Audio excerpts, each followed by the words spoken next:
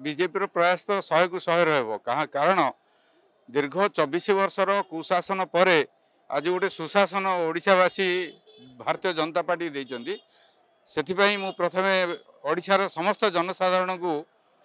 कृतज्ञता ज्ञापन करने सहित धन्यवाद देवी जे 24 वर्षर कुशासन हटेकी गोटे Bharatiya Janata party double engine सरकार देइचंदी दीर्घ 24 वर्ष ओडिशार जनसाधारण माने दादनठू आरंभ करी दरिद्र सीमा रेखा तलू भी खसीगला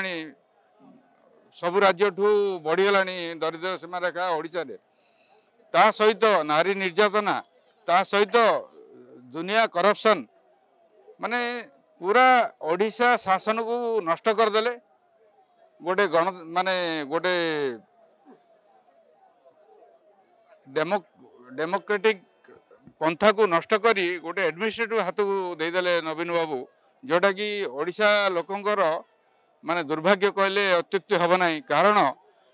जनसाधारण मंत्री बा जनसाधारण रिप्रेजेंटेटिव बाछिकी मंत्री पठाती काम करने किंतु नवीन बाबू से बुझी न पारी जड़े